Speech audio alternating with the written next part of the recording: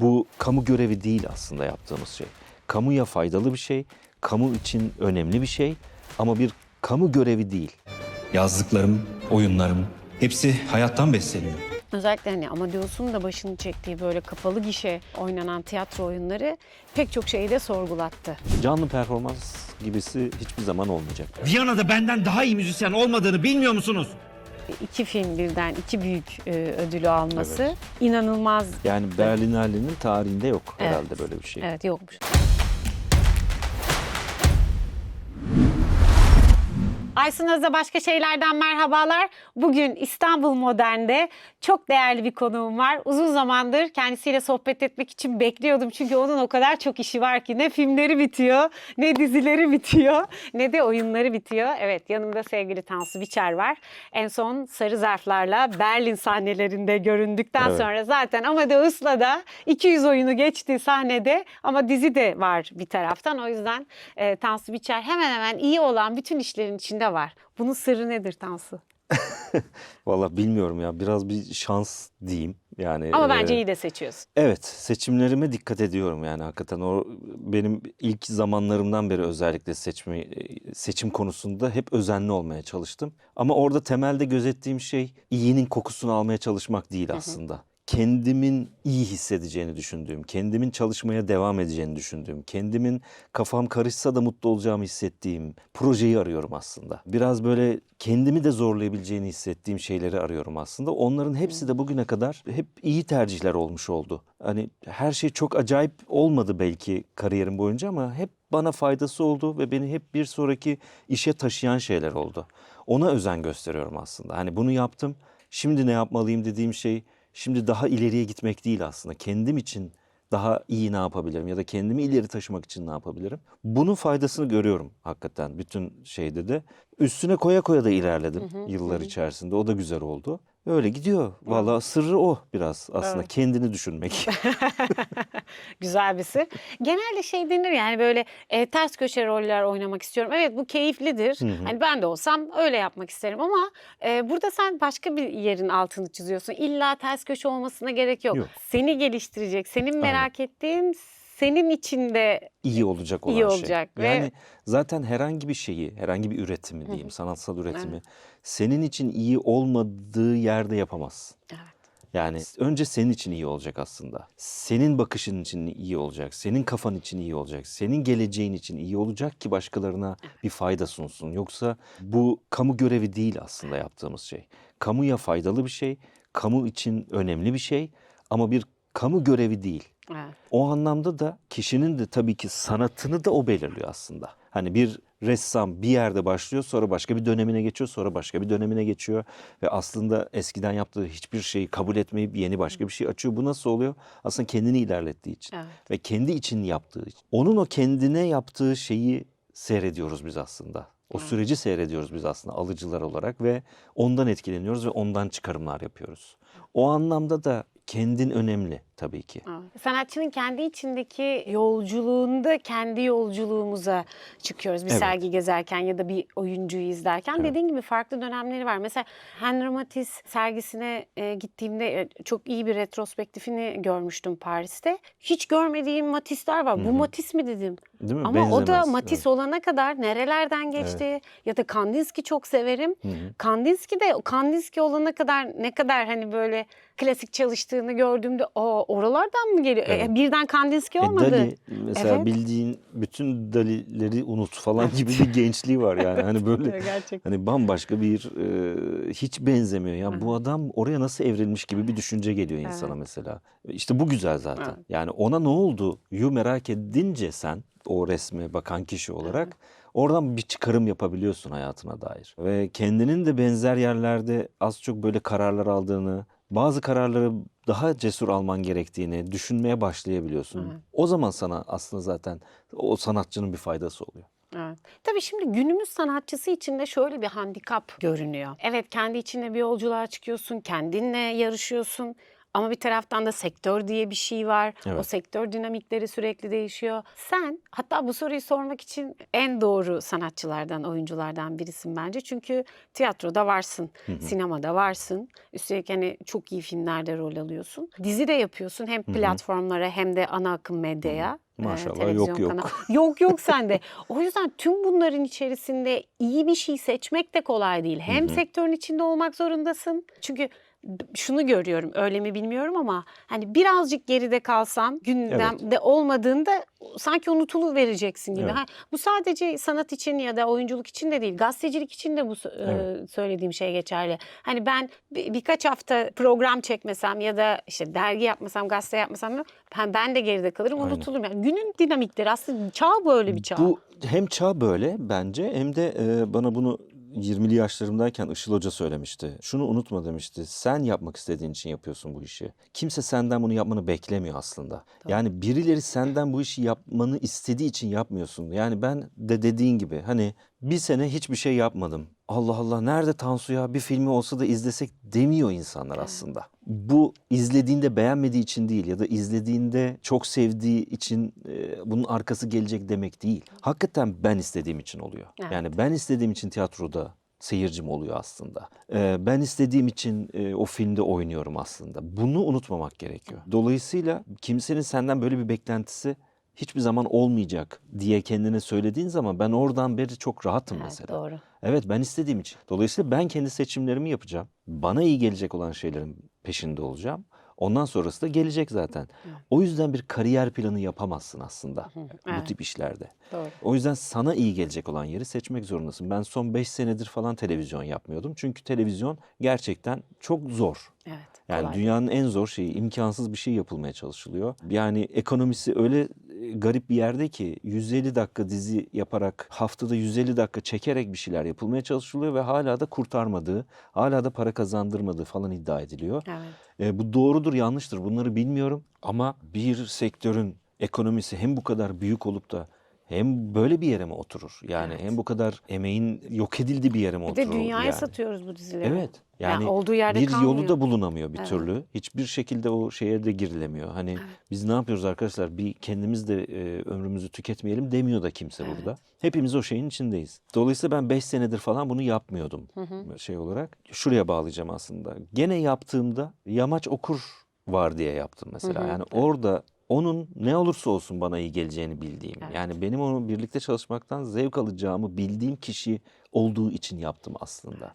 Anlatabildim mi? Hani gene kendi iyiliğimi düşündüm aslında. Evet, Yoksa bu proje tutar. Aman da Veliaht dizisi. Bak şimdi neler olacak falan. Öyle hesaplarım hiç olmadı yani. Çünkü gün sonunda saatlerce orada çalışacağız. Tabii. Yani Çok uzun benim saatler. asıl gözetmem gereken yer orası. Set ortamı.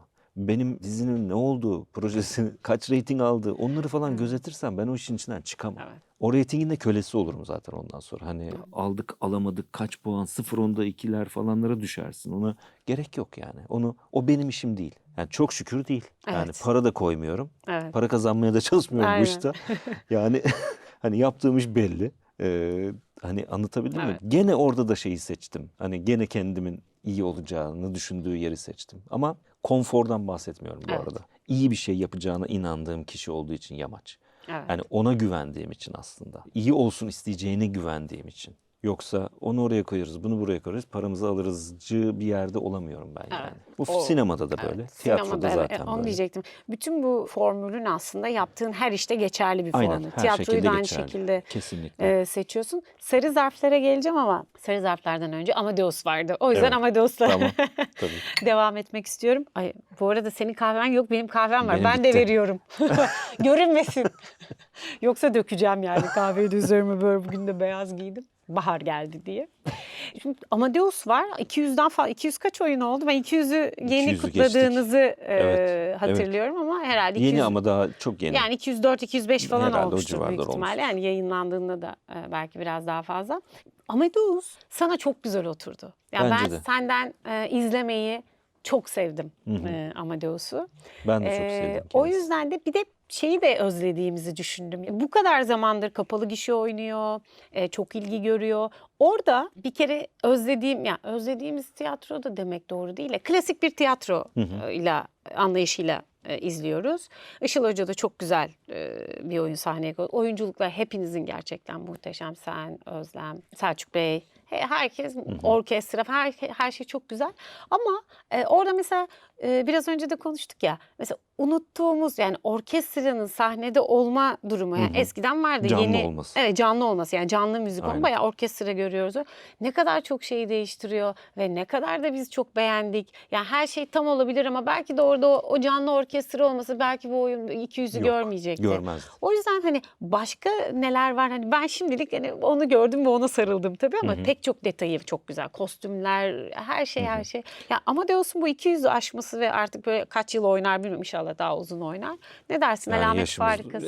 müsaade eder biliyorum. Zaten Eder. saçmaladık. 26 yaşında adam oynuyorum orada.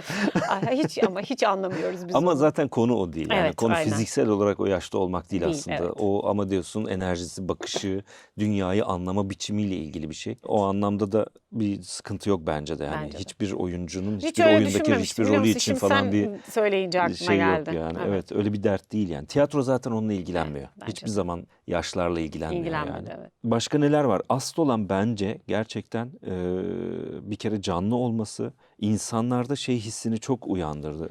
Ki biz de mikrofonla oynuyoruz mesela. Hani Evet. bizim de mikrofonik aslında sesimiz bir yerde. Ama bir Arya'nın canlı söylenmesi aslında birçok insanın bence ben bunu bilmiyormuşum dediği de bir şey. Yani bizde opera alışkanlığı çok böyle belli bir Evet, zümre içinde var. Şeyde yok yani böyle her zaman insanlar operaya gitmiyor Türkiye'de. Gitse Ee, bence alışacaklar. Evet. Kendilerine o süreyi tanımıyorlar. Aynen. Ama zor bir şey Zor. o anlamda da. Evet, Yani tabii. biraz hakikaten emek isteyen bir Emek şey. istiyor, evet. Bence insanlar onun bir şokunu yaşıyorlar. Gerçekten canlı bir şekilde bir Arya'yı bir böyle dinlemiş olmanın bence keyfine varmaya başlıyorlar. Ve bu onların oyundan çıktıktan sonra oyunun da hikayesiyle birlikte birleşince bunlar oyundan çıktıktan sonra birine söylerken ki şeyini arttırıyor. Ne derler? Aurasını arttırıyor aslında. Evet. Çünkü tiyatro öyle yürüyen bir şey. Yani sen izleyeceksin, sen fikrini yanındakine söyleyeceksin. Sen nasıl söylüyorsan o kişi ona göre geliyor ya da gelmiyor. Yoksa Evet. Instagram'da çok tutulmuş da yok fazla çok iyi tanıtım yapılmış falan filan değil. O bir yere kadar.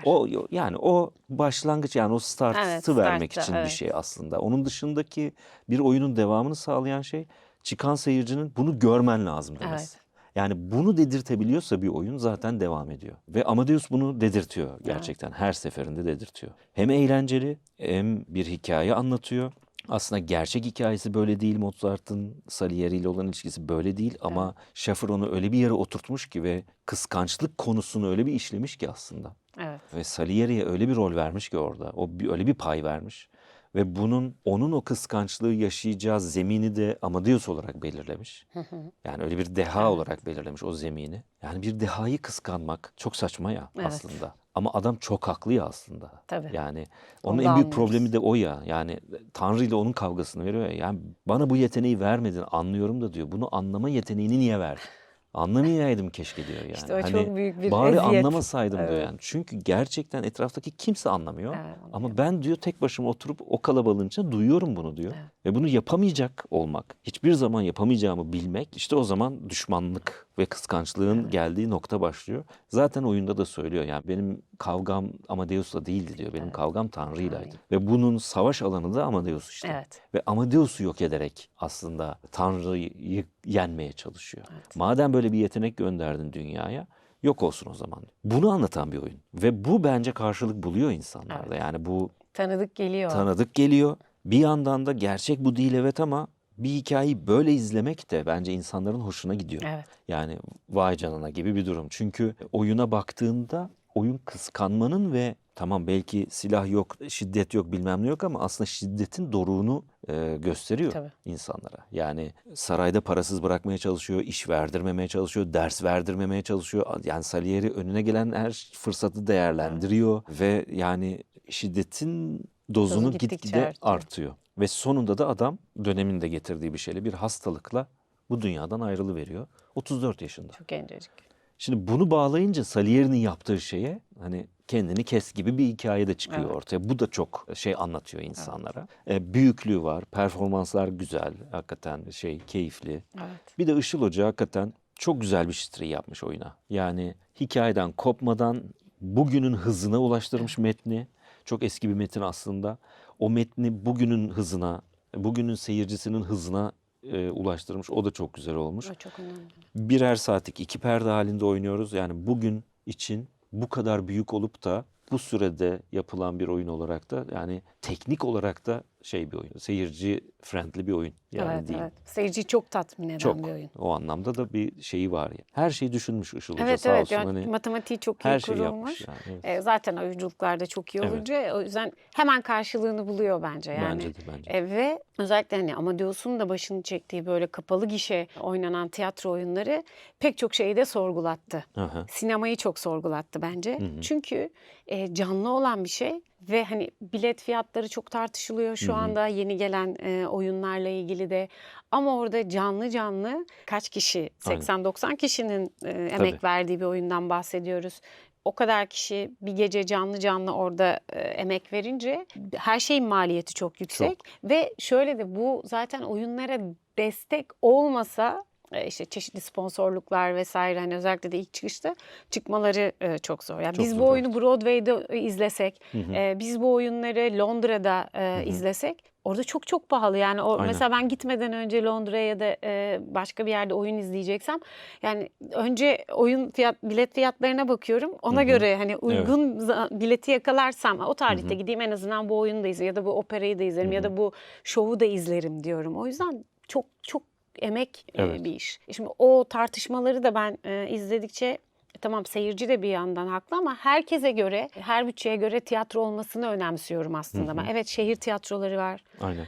İyi ki var. İyi ki Devlet var. tiyatrosu iyi ki Devlet var. tiyatrosu Tabii ki. var, iyi ki var. Hani orada da çok güzel oyunlar oynanıyor. Kesinlikle. Ama bu kadar büyük kadrolarla, böyle ensemble'larla, böyle de orkestralarla olunca başka bir yere geliyor. Ama işte bu kadar emek verip bu kadar da karşılığını alınca seyirciden sinemada şöyle ya da sinema salonlarını özellikle şöyle sorguluyor. O zaman sinema salonları niye dolmuyor? Hı. Çünkü canlı performans diye bir Evet, şey var. evet. Yani o fark var arada. Yani bir de sinema tabii ki sinema salonunda izlenmeli. Kesinlikle. Kesinlikle ben de öyle düşünüyorum. Yani o perde ölçülerinde, o perdede izlenmeli. Evet. Sinema o çünkü. Evet ve sinema salonunun perdesi de ses sistemi de iyi olmalı. Kesinlikle. Evet. Sinema salonları buna yatırım yapmalı. Evet. Kesinlikle her sene daha iyi bir şeye geçilmeli. Neyse o salonun Evet, ihtiyacı.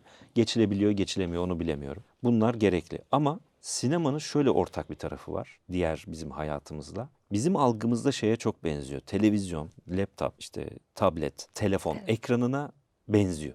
Evet. Onun en büyüğüymüş gibi duruyor şu anda. Anlatabildim mi? Bizim ekran alışkanlığımızla ilgili bir şey var sinemanın düşüşünde aslında bir parçada. Çünkü tamam büyük ekran evet okey ama evimde alıştığım bilgisayarım ya da televizyonumda izlemekten de çok büyük ayrılmıyor benim için artık gibi bir şey var. Çünkü sosyal yaşantımı zaten bu kadar bir ekrana sığdırdım. Yani sosyal yaşantı içerisinde izlediğim her şeyi bu kadar bir ekrandan izliyorum.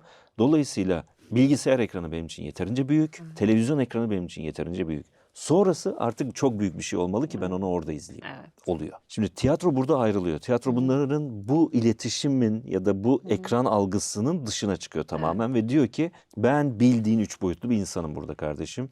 Bu ses canlı çıkıyor. Evet. Şu an çatallanıyor, şu an dilim sürçüyor, şu an şu oluyor, bu oluyor. Şu an arkada dekor değişmesi gerekirken değişemiyor maalesef senin haberin yok. Evet. Ve sen bütün o enerjinin salona aktığı bir şey yaşıyorsun. Dolayısıyla tiyatro bir şekilde ölmeyecek. Evet. Yani sinema belki başka bir ekrana taşınabilir ama Aynen öyle. tiyatro orada şey yapmayacak. Yani küçülebilir, büyüyebilir ama vazgeçilmeyecek yani. Canlı performans gibisi hiçbir zaman olmayacak. Gittikçe de daha özel bir yere geliyor. Evet, evet. Özellikle bu dijitalleşen dünyada. Evet. Biz iletişimi bile hani yan yana gelmek yerine Hadi aynı evlerdeyken bile birbirimize telefon Aynen. açtığımız zaman da o yüzden daha da kıymetli bir tarafa geliyor gerçekten. Mesela konserler de öyle, canlı konserler. Evet, Evet. hepimizin süpersonik kulaklık ve Walkman var. Ay, ne kadar eski bir Ya. insanım şu anda. Ee, Çok Atmayalım iyi. burayı, Evet, kalsın. burası kalsın mı? Hani Walkman dediğim yer kalsın. O ne ya diyecek bir sürü. Evet, bütün Walkman ne? Walkman ne dedi şimdi ve izleyen Gen Z'ler. Aynen. Başta benim oğlum olmak üzere. Ben mi? diye. Ne? Ne kadar aslında cinsiyetçi bir Evet. kelime diye de oradan da sürdürebiliriz bence. Walk binary diye. Aynen. Oradan şeylere, CD-menlere falan geçeriz yani. Direkt Walkman. Biraz önce İzmir gençliğimiz falan konuştuk. Ya, lise Evet. yılları direkt kafa oraya gitti tabii. Allah'ım, beyin yani enteresan bir şey gerçekten. Yani bu kadar gelişmiş kulaklıklar var. İnanılmaz teknolojiler kullanılıyor. Sağa döndüğümüzde başka bir enstrüman, sonra döndüğümüzde başka bir enstrüman duyuyoruz ama yine de canlı konser ne kadar kötü olursa olsun. Aynen, evet. Çünkü Ses sistemi, aslında onu seviyoruz. orada o performansı gerçekleştirenin yaşadığı şeyi seyrediyoruz ya aslında. Biz orada iyi müzikle bitmiyor Evet. hikaye. Yani sadece onunla sınırlı değil. O iyi müziğin yapılma anında gerçekleşen bir şey var orada. Ve o bizim insan olarak çok anladığımız bir şey. Ve çok günlük hayatımızda da artık çok yaşamadığımız bir şey.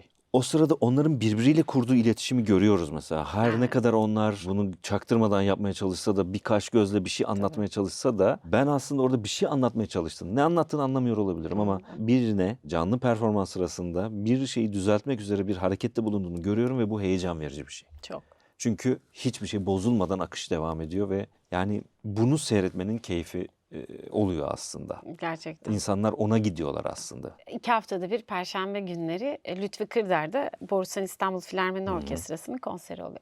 Solist fark etmeksizin. Evime de yakın olduğu için mutlaka hani ona göre ayarlamaya çalışıyorum. Yani son 5 dakika kala falan yetişiyorum ama o konsere yetişiyorum ve oraya oturduğum anda müzik başladığında ben başka bir evrene Evet. geçiyorum. Ve o hani tiyatro gibi aynen. 80 kişi orada bir araya gelmiş.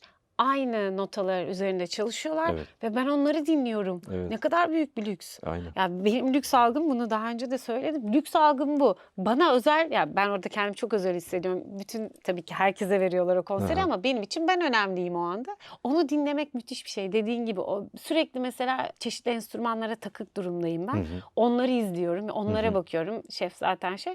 Bir de orada kediler de çıkıyor bazen sahneye. Mesela ve ondan sonra bu New York Times'a falan haber oluyor. Aha. Ve ben o konserdeydim Aha. diyorum. Yani aslında tüm doğayla, tüm evrenle bir iletişim haline Evet, geçiyorsun. kesinlikle. O yüzden gerçekten canlı performans inanılmaz bir şey. Ve buradan tekrar sinemaya bağlayacağım ama. Sinema da ayak uyduruyor bazı şeyler. Ya sinemanın içeriği, evet, salonlar ayak uydurması gerekiyor dedin ya, ses sistemi değişmeli, havalandırması o kadar ses yapmamalı falan. Aynen. Biz ama sinemalara gidersek, destek verirsek onlar da o parayı bulacaklar ve onları değiştirecekler diye düşünüyorum. Bize de burada Umarım. yani Evet, sinemayı kesinlikle. yaşatmak seyircinin elinde. Seyirci varsa yaşa. Aynen şu anda bir ara hatırlarsın bizim gençliğimizde.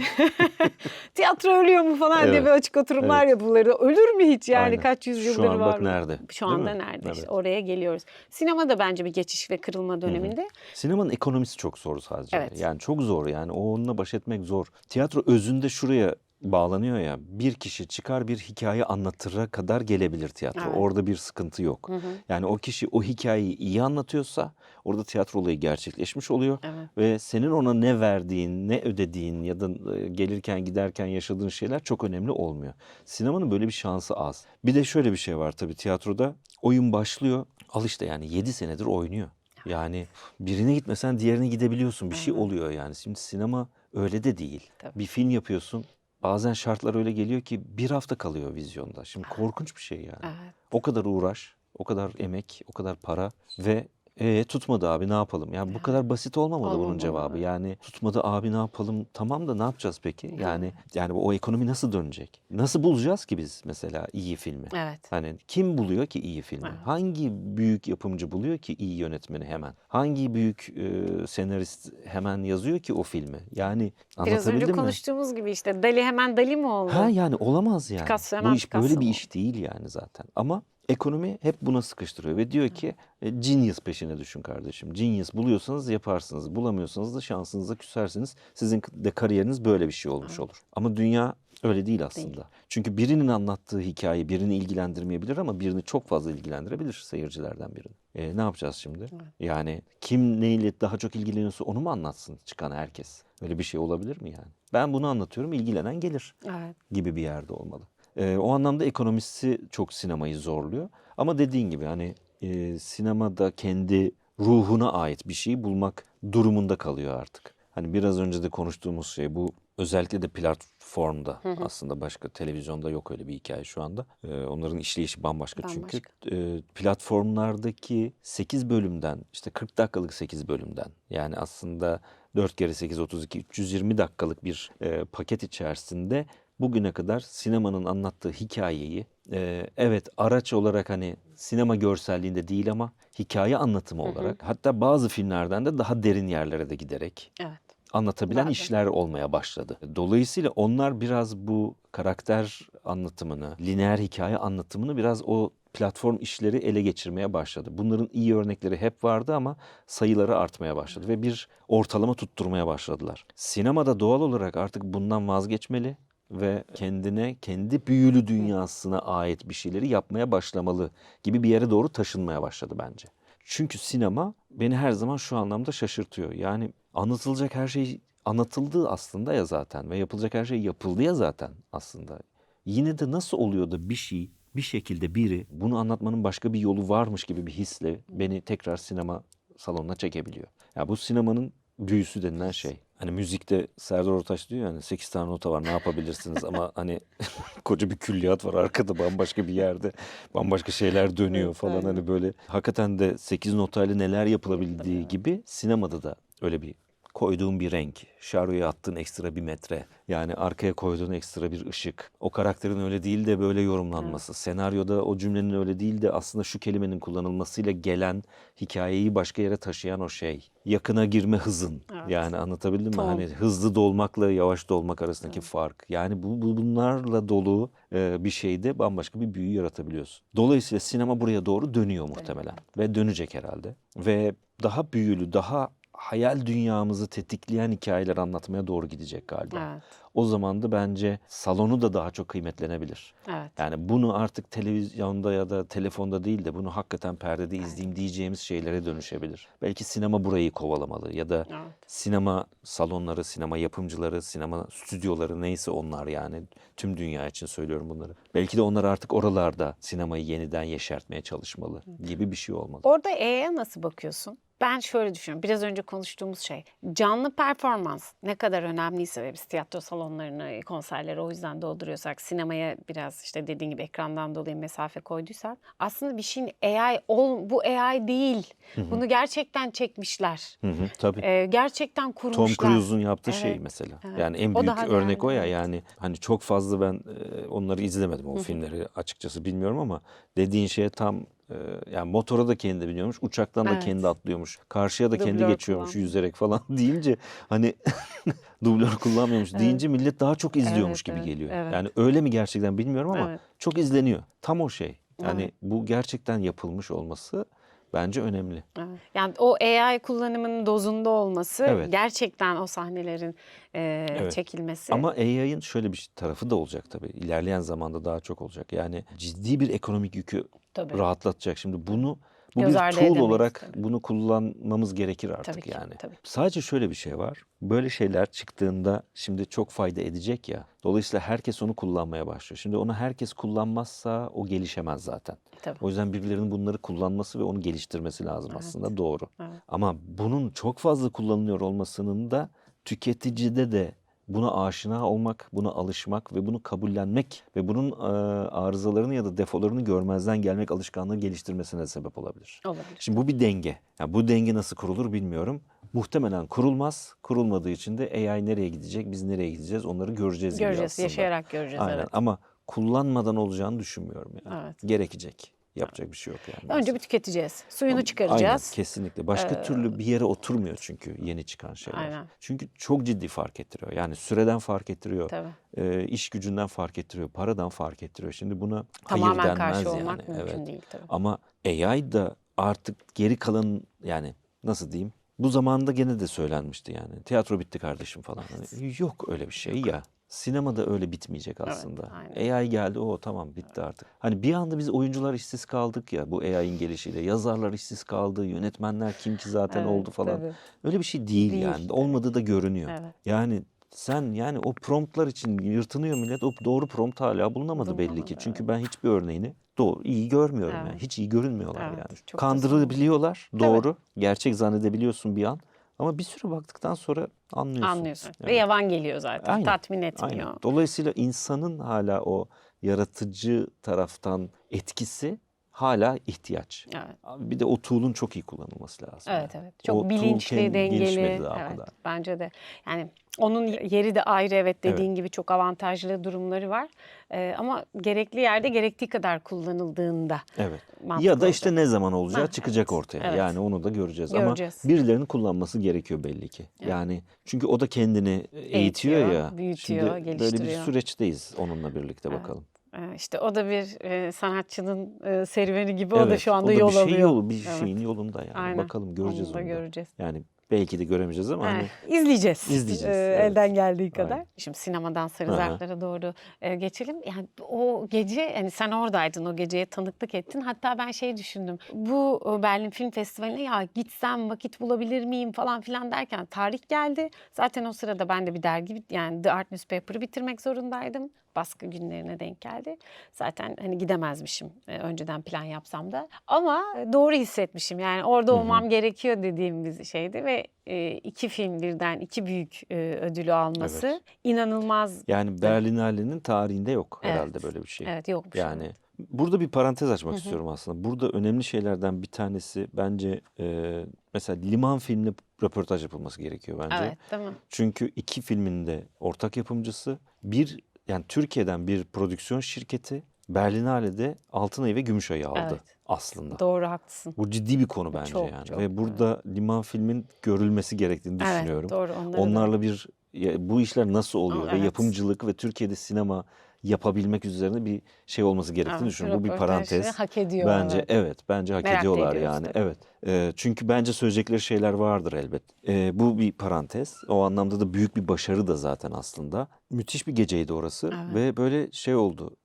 Ne olacak falan diye başladığımız şeyde tabii ki ümitliyiz. Tabii ki isteğimiz var. Tabii. Tabii ki ne güzel olur falan gibi dediğimiz Ama hiç bu yerde kadarını böyle hayal etmedin, değil mi? Evet, etmedim. Bir de şeyi de bilmiyorum tabii. Bizim festivaller gibi değil. 8 tane ödül var. Hani Evet. bizde her şeye bir ödül var Evet, ya böyle aynen. hani Herkesin gönlü olsun. aynen herkes sinemadan kopmasın diye Kopmasın, uğraşılan bir Haklı olarak. yerde tabii ki. Dolayısıyla böyle azalması şey gibi oluyor. Ah kaldı 3 tane falan gibi bir şey oluyor yani. Heyecan doruktu. Hiç Aldık, maşallah aldık yok yani. yani. Ya alacağız ya almayacağız yani. Evet. Bitti konu falan gibi. Tören bitiyor gibi bir yerde oluyorsun. O anlamda en iyi senaryo olmadı. Emin de olmadı. En iyi yönetmen olmadı. Emin de olmadı falan. Böyle gidiyor hikaye. Böyle bir enteresanlaştı falan. Ama sonunda yani nasıl diyeyim? Aslında çok film var. Yani aslında sen niye bekliyorsun ki? Bir tarafıyla öyledir ya. Hani Tabii. O an onu da düşünüyorsun. yani O da geliyor evet, aklına. Evet, Tabii. çok film var zaten. Bu bambaşka bir film de olabilir yani. Niye bir anda hani biz tabii orada kalabalığız ya iki Tabii. ekip birden Aynen. Türkler toplaştık. Şey oldu yani hepimiz böyle sen Bayağı- mi ben mi falan Evet, gibi. evet. Bir dakika bir durum var aslında. Neyse çok güzel oldu. Evet, çok yani güzel. Emin açıklandı. Sonra biz açıklandık falan böyle bir hakikaten gurur verici bir geceydi yani. Orada bir de hani Eminlerin filmine sevinirken Hı hı. sonra bir de yani her şey birbirine karıştı herhalde, o duygular Tabii falan. tabii Evet. her şey birbirine karıştı. Zaten Rüya biz gibi. orada bir yarış gibi değildi. Yani evet. Türkiye'de de öyle yaşanmıyor ya Evet, zaten doğru. aslında böyle bir birbirini geçme üzerine yaşanmıyor. Değil, Biz doğru. festivaller öyle yaşanmıyor hiçbir yerde. Öyle bir şey değildi ama ne bileyim karışık aslında. Evet, Karışıktı karışık, yani. evet. Karışık duygulardı yani ama çok güzeldi. Güzel bitti yani o anlamda.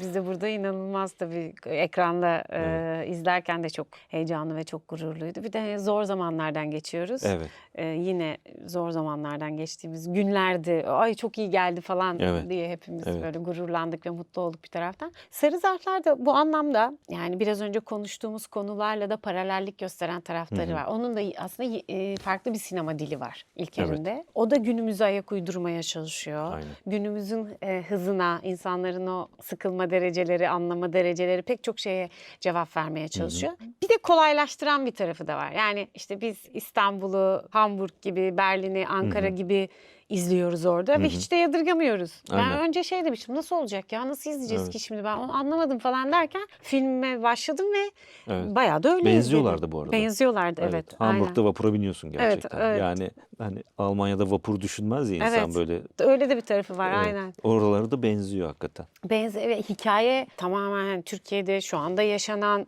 şu anda yaşadığımız bir şeymiş gibi ama 10 sene önce de 20 sene, 30 sene önce de yaşamadığımız bir şey gibi de değil. Gelecekte yaşamayacağımız bir şey olduğunu kimse söyleyemez. O yüzden de böyle farklı dili olan bir filmdi ve çok da etkileyici tarafları vardı. Oyunculuklar yani çok iyiydi yani. Gerçekten hissediyorduk yani senin o karakterinin, Aziz'in yaşadığı şeyleri ama tabii karısının kadın olarak üstlendiği sorumluluğu, çocuğunun geleceğine sahip çıkmak. Hiç kimseyi haklı ya da haksız diye eleştirmeden izlediğimiz bir film oldu bir taraftan. Senin genel olarak Sarı Zarflara yaklaşımın, bakışın hem içeriden hem dışarıdan, bir de bu kadar böyle ödül sürecinin de sonunda hani biraz da böyle artık film gösterime girdi, seyirciyle buluştu. Oradan kopabilmek mümkün mü bilmiyorum ama hani uzaklaştığın noktada daha geniş bir yerden bakabiliyor musun? Ne söylersin? Ben içinde olmaktan mutlu olduğum bir filmde oldum gerçekten. Yani set ortamı da tamamen Alman bir setti. Bütün film 2 ay boyunca Almanya'daydık. Almanya'da çekildi. Her Alman şeyle disiplini var mıydı? vardı. Hissettin mi onu? Tabii ki. Farklı mı? Evet, kesinlikle. Yani sana bir yere kadar bir müsaade var. Anlıyoruz sen bize benzemiyorsun gibi bir müsaade var ama bir yerden sonra böyle ayak uydurmam gerekiyor galiba gibi bir şey oluyorsun yani. Biz bir de tabii Türkiye'de daha rahatız Evet. aslında. Oyuncular olarak, şey olarak. Yani onu hissediyorum. Ben kendim çok disiplinli bir tip olduğum için, hani dakik makik olmaya çalışan biri olduğum için. Buraya da tam zamanında oralarda, geldin. O kadar dakiksin. Yani. Evet, Röportaja o- da aynı geliyorsun. Tabii hiç oralarda şeyimdir yani böyle hakikaten dakik olmaya özen gösteririm her zaman. O anlamda böyle zorlanmayacağım bir şeyken ben de zorlandım. Yani onlar benden de dakikler yani. Evet. Onlar gerçekten 1 dakika, 1,5 dakikanın hesabını yapıyorlar. O kadar. Oralarda şeyler yani. Ama kendi içlerinde de şey var. Of, bu kadar da Alman disiplini falan diyorlar mesela. Hem kendilerini de eleştiriyorlar. Tabii. Yani çünkü yetişmiyor aslında. Yani insanın da bir ruh hali diye bir şey var. Makinede değil yani Değil, sonuçta. Ama onlar da sistemi onun üzerine Üzerine kurmuşlar. Onların da alamet Yani- farkası o. Aynen öyle. Yani öyle bir şeyin üzerine kurmuşlar. Onun dışında fiziksel şartlar olarak böyle bir şeydi. Onun dışında aslında İlker ilk bundan bahsetmek istediğinde, bu konuyu işlemek istediğinde fikri çok hoşuma gitti. Bir film yapacağım ve bu Almanya'da çekilecek ama Türkiye'de gibi konacak dediğinde yani ne olacak peki bunun sonunda, bundan ne bekliyor olabilirsin falan gibi. Hadi ben Almanya'da olacağım, sen Evet. hani ne olacak peki bunun sonunda dediğimde bunun daha filmi evrensel bir yere taşıyacağını, bu bakışın Almanya ile ilgili de bir şeyler söylemeye gayret ettiğini ve bunu da sağlayacağını söylediğinde bu bana ilginç geldi ve şeyi merak etmeye başladım. Bu nasıl olur? Yani ben Türkiye'de gibi yaşayıp da alışveriş yaparken euro uzatacağım. Taksiye bineceğim. Alman taksisine bineceğim, o sarı taksiye. O krem rengi taksiye bineceğim. Yani yürüyeceğim, bütün böyle arkamda şey mi, hep Almanca tabelalar Tabelalar. mı olacak falan. Hele ki mahkeme sahnesi var. Orada yazan yazı Almanca, Evet. girişi Almanca. O girişte dönüp baktığı tarih 1933. O bir Evet. şey demek. Almanya için bir şey Evet. demek. Dünya için bir şey Bir şey demek. demek. Şimdi buralar beni cezbetti tabii doğal olarak. Yani burada bir şey demiş olacağız. Bu anlamda da İlker'in, hele ki Öğretmenler Odası'ndan sonra ve ben onun öncesinde de Söz Senettir vardı, Arman'ın oynadığı. Onu da sevmiştim. Sonra şeyi izlemiştim, İstanbul Bahçelerini izlemiştim. Orada da gene bir Alman Türk, iki genç arkadaşın Türk çocuğun babasını aramak üzere Türkiye'ye gelişi ve Alman çocuğun da ona eşlik edişi ve bu iki arkadaşlığın nereye gittiği ve nerelere evrildiği, onu görmüştüm. Bu film mesela bir parça onu bana andırıyor şey olarak. Bir hikaye başlıyor, bir takım olaylar yaşanıyor ve yaşanan olayların sonunda bu ilişki bir yere gidiyor. Bu daha öyle bir film aslında. Sadece tek şeyi düşünüyordum. Çok soft bir yerden anlatıyor bütün şeyinde. Bir öğretmenler odası çok sertleştiği bir yer bence İlker'in. O anlamda burada nasıl olacak acaba? Ne kadar sertleşecek ya da ne kadar ben yine soft olduğunu düşüneceğim derken burada o şey genişledi. Film genişledi. Yani bu Almanya-Türkiye birlikteliği böyle bir değindiği konu itibariyle film genişledi. Genişledi, Diğer doğru. filmlerine benzemedi. Ve daha yayılan bir yere doğru gitti. Hani öğretmenler odası daha dar ama daha direkt, daha karşıya, daha sert, daha köşeli giderken bu böyle daha yayılan bir filme dönüştü. Ve daha çok yer kapladı aslında. Ve büyüdü de film. O Daha da anlamda. evrensel. O yüzden de evrenselleşti. Büyüdü çünkü filmin Evet. şeyi. Burada mesela yine yumuşak anlatıyor aslında İlker. Ama konu bu sefer de hepimize dokunduğu bir Evet. sertliğe sahip olduğu için o yumuşak anlatımla birleştiği yer çok şey oldu. Ne derler? Çok çalışan bir şey oldu. Evet. O kısmını da çok seviyorum filmin yani. Çünkü yumuşak gene. Evet, Hiç evet. öyle ne derler? Anlatım dili olarak sert değil. Konunun konu. getirdiği şeyle birlikte bir yere geliyor. Bir de çok katmanlı. Yani Evet. evet orada bir ülkelerin sosyolojik ve siyasi durumları var. Siyasi otoriteyle akademisyenlerin kavgası var. Siyasi otoriteyle sanatçıların kavgası var. İçinde bulundukları durum var ama bir de onun içinde bir de bir evlilik var, bir ilişki var, bir Aynen. çocuk var, bir ergen var, bir Evet. gelecek var. Evet. Kadının durumu var. Yani sanatçı olsa da bir kadın var. Akademisyen ve sanatçı olsa da bir baba var ya da bir eş var, bir koca var. Yani aslında çok katmanlı ve hepsine de parantez açıyor. Evet. Ve Orada fikir şey veriyor yapmıyor bize. mesela. Ben filmin o kısmını seviyorum. Her şeye dokunayım demiyor. Her konuyu işleyeyim demiyor ama her yere bir Evet. böyle bu da var. Aslında böyle olursa bu da var falan diye. Evet. Bunu çok güzel bir dengede Evet. anlatmış. Yani bu ben Aziz'i yorumlarken de mesela bir kahraman ya da bir savaşçı olarak görmedim. Bunun içerisinde bir erkek, bunun içerisinde bir baba, bunun içerisinde bir var olma çabası, bunun içerisindeki korkuları, bunun içerisindeki çıkmazları, sadece böyle hani bir dava uğruna orada sonuna kadar yürüyen değil. Günümüz şartlarında evet kaçak da oynayan yeri geldiğinde, evet bazı Herkes şeylere yapar. karşı o duyguyu onların diğer arkadaşlarının hissettiği gibi hissedememesi. İşte mutfakta işte mesela arkadaşlarının Ankara'da sokak akademisi yaptığı kısmı gördüğünde mesela hani bakışında şey oluyor yani. Ya bir mesafesi oluyor. Evet, Mesela ben oraları çalışmak istedim daha çok aslında. Anlatabildim mi? Hani yoksa bir olay yaşandı ve neler oldu?dan ziyade o arada insana ne oldu aslında ve insan o süreçleri nasıl geçirdi aslında? O süreçler sadece mücadeleyle geçmedi. Kırgınlıklarla geçti, cesaret edememeklerle geçti, anlamaya çalışmalarla geçti. Bu araları ben merak ettim aslında Aziz olarak, karakter olarak. Dediğin katmanlılığı da sağlayan şeylerden birinin de bu olduğunu düşünüyorum. Çünkü İlker de bunlarla ilgileniyor aslında. Evet. Yoksa şeyi söylemek kolay. Bu oldu, bu yaşandı, bak ne oldu görüyor Tabii. musunuz demek kolay. Film bunu demiyor ama. Bu kısmıyla çok ilgilenmiyor. Bu oldu zaten. Bu tamam zaten. Yani bu hayatımızda vardı Evet. zaten. Ama orada O insanlar ne arada oluyor? küçük hayatta? o ayrıntılarda neler olmuş olabilir ve biz ne yaşamış olabiliriz ya da insanlar ne yaşamış olabilir gibi bir sorunun arkasından gidiyor. Ben de açıkçası Aziz olarak oraya gitmek istedim. Yani cesaret edemediği şeyleri daha çok merak ettim mesela cesaret ettiklerinden çok. Oralara gitmesini istedim. Korkuları daha çok çıksın istedim. Yani baş edemediği şeyler daha çok ortaya dökülsün istedim. Bu aslında. İlker de buna kapı açtı, bunu yolunu açtı aslında. Bunu karşılıklı beraber anladığımız bir şey olduğunu düşünüyorum. Keza Özgü de aynı şekilde. Yani onunla partnerliğimiz mesela çok bunu sette de konuşuyorduk. Çok enteresan bir uyumumuz var bence mesela. Yani biz Kesinlikle. birlikte çalışmadık daha önce. Sosyal hayatımızda da çok birlikte olan insanlar değiliz. Ama oraya oturduk. O ilk senaryoyu okumaya başladığımızdan beri böyle bir şey var aramızda. Yani bir uyum var aramızda mesela ve bu bence filme yansımış. Evet. Yani ciddi bir böyle bunlar karı koca gibi ya falan Evet, hissi evet, veriyor evet. bence yani. Çok Çünkü biz de gerçek. hissettik onu. Evet, çok gerçek. Yani karı koca hissetmedik tabii de ya bir şeyi böyle konuşmadan oluyor gibi böyle. Hani yan yana durunca biz böyle bir aynı evdeymişiz gibi oluyor falan. Bir garip bir şey var gibi bir şey hissettik mesela. Ve bunun da yolunu açtık yani hani ve bu bizi o film boyunca o çift olarak taşıdı. o kavgayı gerçek kıldı bence. Tabii. Sonundaki kararlarımız, ikimizin de kararlarının sonunda birbirimize bakışlarımızı da o belirledi bence. Ve hikayeyi çok destekledi yani. Evet. Ki Özgün Namal yıllar sonra hem setlere döndü Evet. diziyle, sonra sinemaya da Aynen. döndü ve çok da iyi bir dönüş oldu tabii Evet. onun için, hani böyle filmde yer almak. Ama öyle görünüyordunuz sanki siz yani yıllardır çok yakın arkadaşsınız. Yani aynı Evet, sosyal çevrede bulunuyorsunuz. Bir de çok uzun zamandır zaten birlikte rol alıyorsunuz da bir de Evet. bu gelmiş arkasından Evet. gibi. Ben O de ona kadar çok bir uyum şaşırıyorum. var. Evet. Ya bunu gördüğümden de yani hissettiğim şeyden söylüyorum. Bu nasıl böyle beraber akabiliyor ya şu an bu sahne diyebiliyorduk yani. Hani şaşırtıcı bir şeydi. Evet. Ama bence İlker'in de çok büyük payı var bunda. Evet, Yani anladım. İlker'in sağladığı zeminin de bunda çok büyük payı var. Mesela Leyla'nın ilk filmi.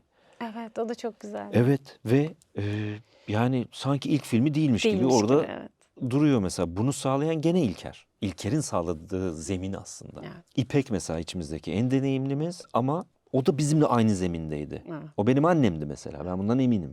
Hiç sıkıntı duymadım Biz o, de emindik zaten o izlerken. konuyla ilgili. Yani hakikaten ben onun yanında nasıl büyüdüğümü falan düşünebiliyordum Değil mesela. mi? Ama bunu da gene İlker sağladı. Her zaman böyle olmuyor mu? Her zaman böyle olmuyor. Yani yönetmenin bu film nasıl olacak kaygısı öne geçmeye başladığında orada sette işler zorlaşmaya başlıyor. İlker'de ne farkı, ne ki İlker'deki İlker farkı onu şu. hissetmiyor ya da İlker o anksiyete yok bu onda. set iyi olduğu müddetçe, bu set mutlu olduğu müddetçe, bu set birbiriyle çalışmaktan ve birlikte üretmekten keyif aldığı müddetçe bu film iyi olur diyor aslında.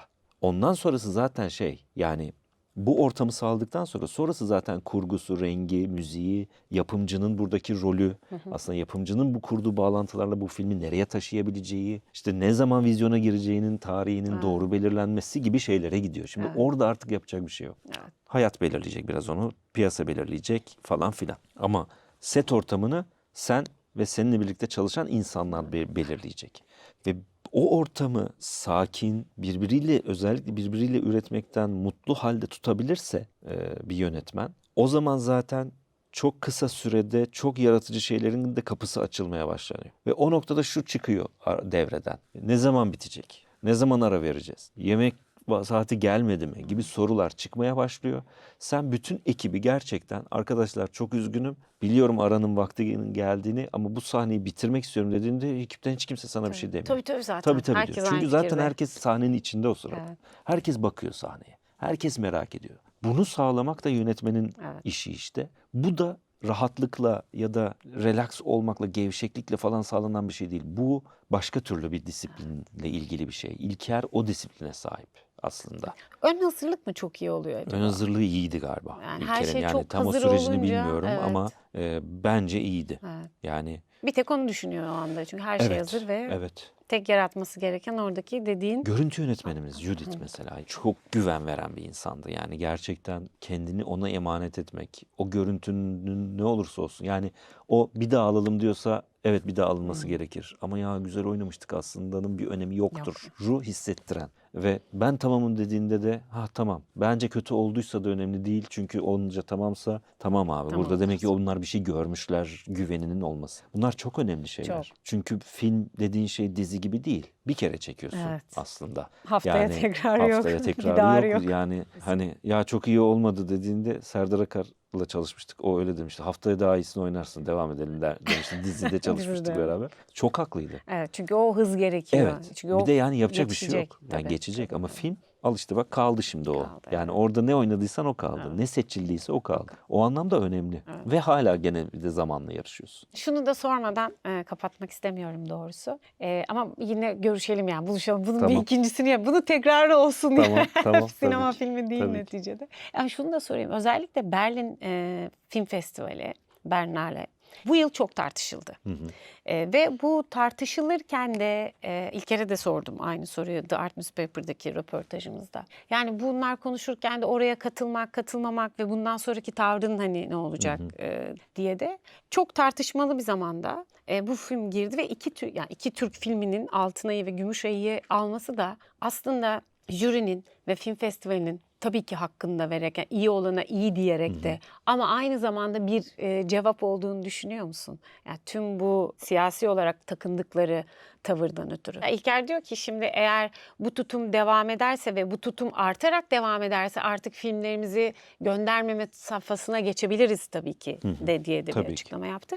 Ama özellikle de bu yıl bu tartışmalar sürerken iki Türk filminin orada Altın Ayı ve Gümüş Ayı'yı alması da hani çok iyi oldu ve bir cevap gibi oldu diye düşünüyorum ben. Sen ne düşünüyorsun? Şimdi bir kere festivalin bir duruşu vardır, evet. Ama bu duruş zaten 70 küsür tanedir yapılıyor değil mi? 70 küsür sene Evet, olmuş öyle bir şey olması olması lazım. lazım, evet. 76.'ydı galiba. Öyle bir şey Ya da 76 değil. 75. Bu kadar Çok uzun. süredir, evet, yani bu kadar süredir yapılıyor ve şimdi bu kadar süredeki bu tavır hep aynı mıymış ki? Hani bugün mü bozulmuş? Evet. İnsanların ben bazı şeyler konusunda şey olduğunu düşünüyorum. Çok keskin bir şekilde ya Berlinale'de bozdu kendini falan. Yani Berlinale eminim bundan daha fena bozmuştur daha önce kendini. Ya, değil mi? O 75 yılda neler 75 yılda kim yaşanmıştır. bilir neler yaşanmıştır. Bu yaşanır. Yani bu olacak bir şeydir. Yani bu yapacak bir şey yok böyle şeylerde. Hani o dönemle ilgili de olur. O dönem yaşanan her şeyle ilgili olabilir ve festivaller bazen ayıp ederler, bazen yanlış yaparlar, bazen İnsan gibi. çok iyi şeyler yaparlar. Bazen işin dozunu kaçırırlar. Bu mümkündür yani. Bu onların durduğu yer bu tartışmaların yaşanabileceği zemini de sağlar aslında. Yani bugün Berlinale olmasaydı Almanya'nın tavrı tartışılacak mıydı ki? Berlinale'de bu yaşanmasaydı bu olacak mıydı ki? Berlinale böyle durmaya çalışırken yaptığı bir şeyden dolayı hani böyle anlaşıldığı için şimdi onu kollamaya çalışırken, hayır bir yerde durmaya çalışırken, sinemayı tutmaya çalışırken ki gibi bir mücadele içinde olunca zaten konu tartışılabilir oldu aslında. Dolayısıyla da bunlar yaşanacak ve evet belki bir gün gelecek bu filmler Berlinale'ye gitmeyecek. Belki Berlinale yavaş yavaş kapanacak. Belki Berlinale bir yerde diyecek ki hayır durun biz bunu böyle yapmak istemiyoruz başka bir yere evrileceğiz diyecek. Bu seçeneklerin hepsi hala masada. Yani bunları daha böyle düşündüğümde ben süreç olarak düşündüğümde madem bunu demedi o zaman ölsün bir çözüm değil yani. Evet, Bunu diyorsa da sonsuza kadar yaşasın da bir çözüm değil. Yani burayı ben çok anlamıyorum açıkçası. Akışa Ülkeler olarak, bırakmak ve insanlar olarak bir süreç içerisinden geçiyoruz. Yani hayat öyle ilerliyor. Festivaller de geçiyor bir takım süreçlerin içerisinden.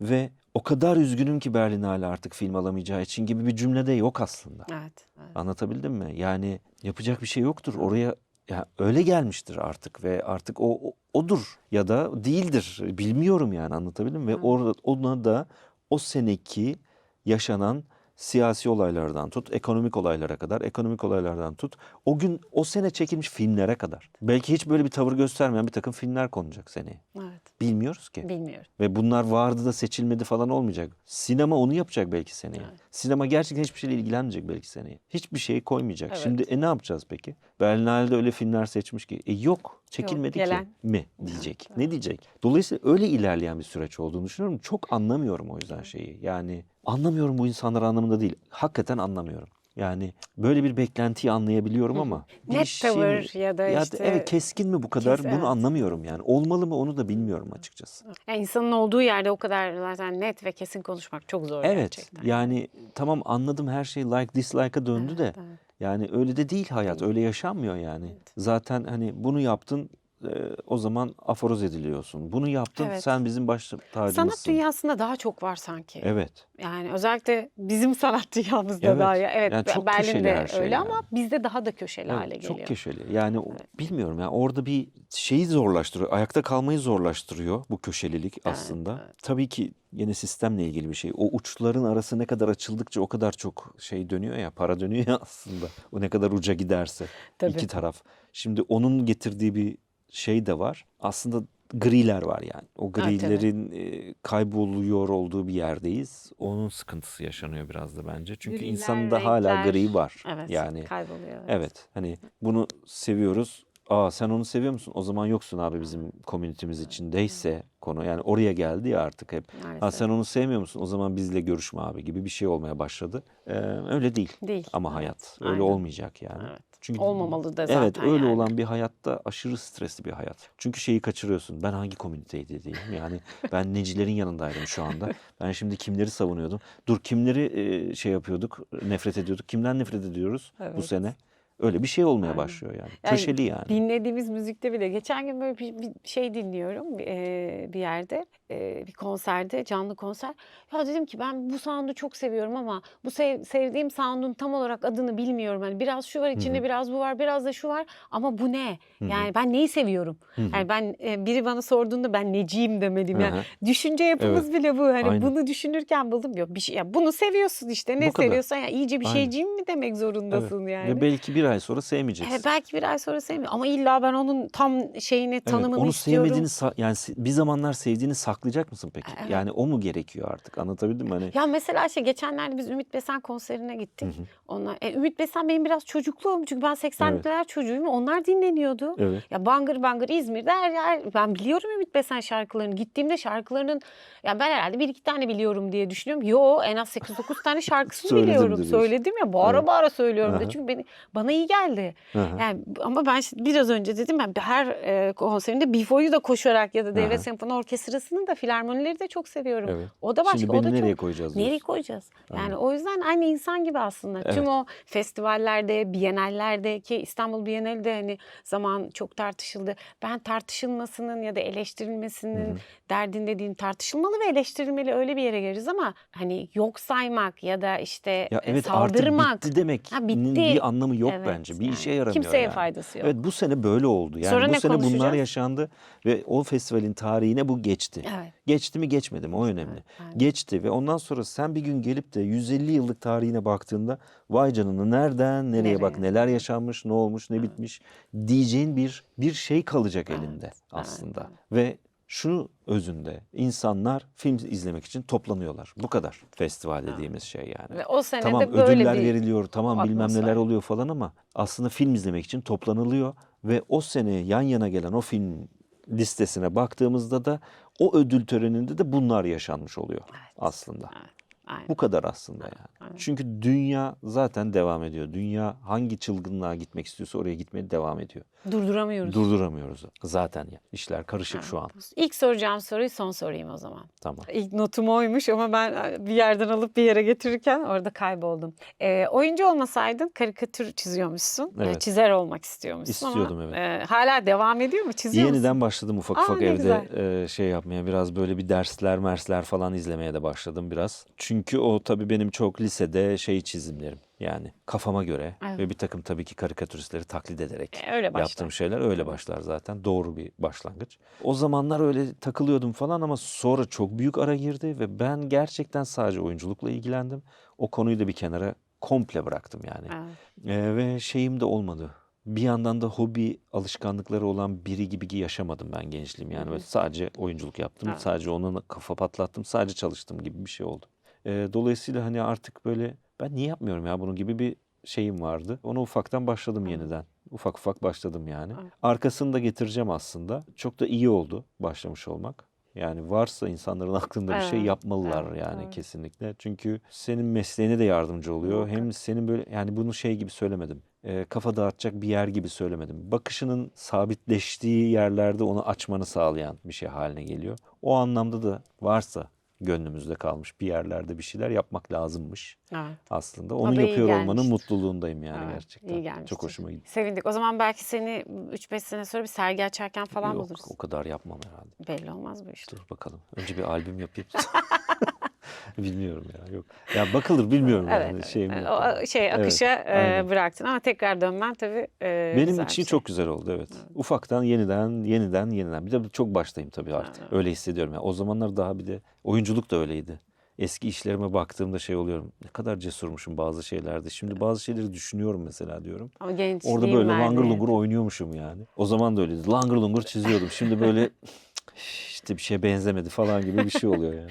İşte o gençliğin verdiği şey, Aynen. yani cahil cesareti derler ya, Aynen. biz hepimiz Ne kadar gençken güzel bir şey. neleri yapardık neler. Ya, Şimdi evet. evet bir korkuyla yaklaşıyoruz. Son olarak sana senin de Sanattan Kehanetlerde görüşünün olduğu The Art Newspaper'ın Nisan sayısını hediye etmek Teşekkür istiyorum. ediyorum. Sen de varsın burada Evet. ama önümüzdeki sayıda bu röportajda Tamam. The Art Newspaper'da olacaksın. Değerli vaktin için çok teşekkürler. Ben teşekkür Bu sohbet ederim. için çok teşekkürler. Çok teşekkür ederim gerçekten. Çok da güzel oldu hakikaten. Evet, ben de böyle Açık çok açık da keyifli konuştuğumu ve da düşünüyorum. aynen kameraları unuttuk bir ara Evet, bence. evet. Varmış gibi de değil mi? Ağzına sağlık. O Teşekkür zaman ederim. tekrar yeni projelerle, yeni sohbetlerle görüşürüz. Görüşürüz. Evet, bugün sevgili Tansu Biçer'le uzun uzun konuştuk. Tiyatro konuştuk, sinema konuştuk, karikatüre kadar geldik. Bir müjde verdik. Karikatür çizmeye başlamış. Tekrar gençlik yıllarına Müjde demeyelim de. geri dönerek. Ama bence güzel bu tip şeyler. Herkes Evet, için evet. ilham kaynağı. Kesin. Biz de bir gün o ilk hobilerimize Aha. yeteneğimiz varsa biraz dönebiliriz. Aynen. O da güzel bir şey bence. Bizden bu haftalık bu kadar. Beğenmeyi, yorum yapmayı, abone olmayı unutmayın. Haftaya görüşmek üzere.